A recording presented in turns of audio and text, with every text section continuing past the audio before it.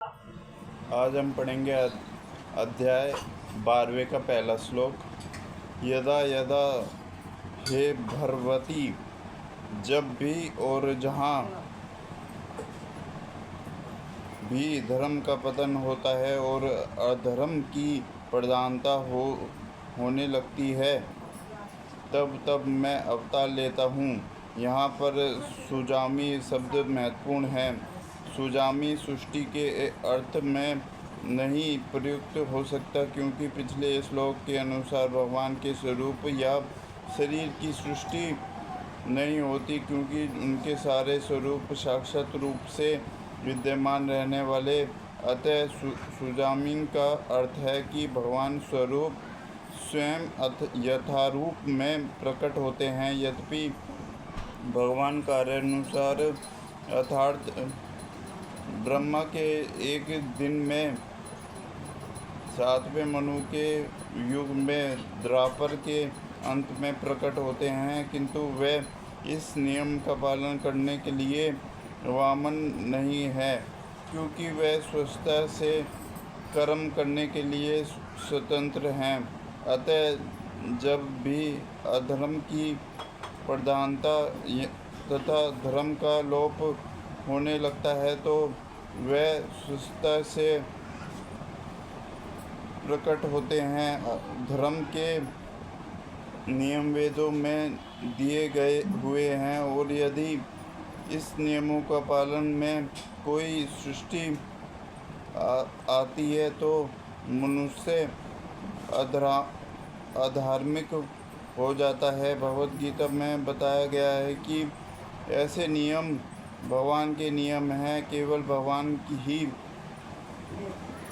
किसी धर्म को व्यवस्था पर सकते हैं। वेद भी ब्रह्मा के हृदय में से भगवान द्वारा उचित माने जाते हैं। अतः धर्म के नियम भगवान के प्रत्यक्ष आदेश हैं।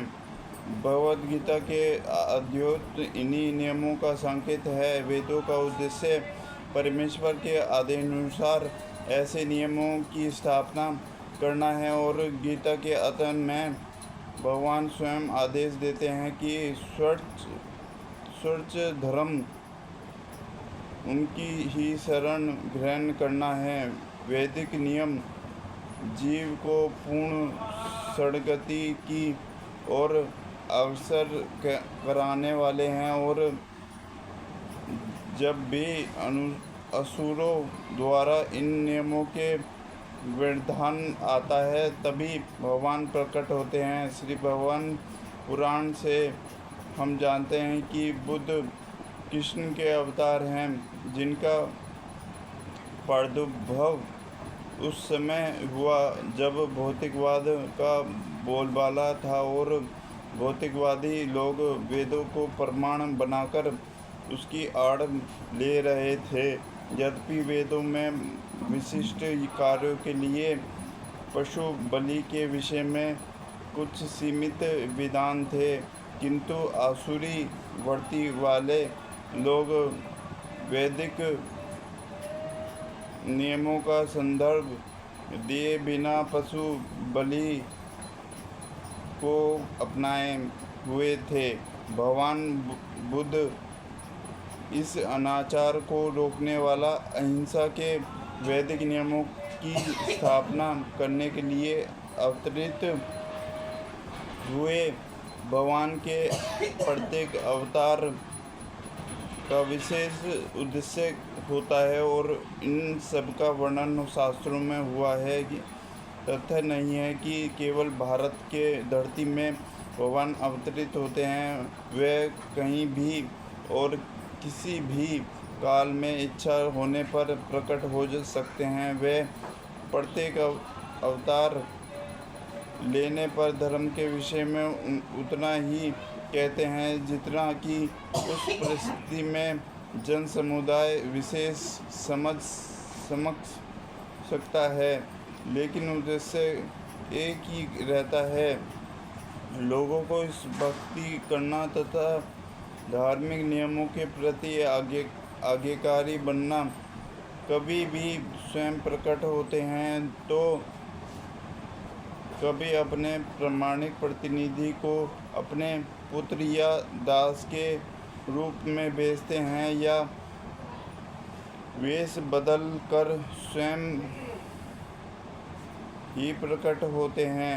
भगवद गीता के सिद्धांत अर्जुन से कहे गए थे, वह किसी भी महापुरुष के प्रति हो सकते थे, क्योंकि अर्जुन संसार के अन्य भागों के सामान्य पुरुषों को अपेक्षा अधिक जागरूक था। 2 और 2 मिलकर 4 होते हैं। वह गणितीय नियम प्राथमिक कक्षा के विद्यार्थी के लिए उतना ही सत्य है जितना कि उच्च कक्षा के विद्यार्थी के लिए। तो भी गणित उच्चतर तथा नियमित का होता है। भगवान प्रत्येक अवतार में एक ऐसी सिद्धांतों की शिक्षा देते हैं जो परिस्थितियों के अनुसार उच्च या निम्न प्रतीत होते हैं, जैसे कि आगे बताया जाएगा। धर्म के उच्चारण सिद्धांत 4 वक्षों को स्वीकार करने से प्रारंभ होते हैं। अवतारों का एकमात्र उद्देश्य सर्वत्र कृष्ण को उद्बोधित करना है। परिस्थिति के अनुसार यह भावोत्पन्न प्रकट तथा अप्रकट होता है। हरे कृष्णा।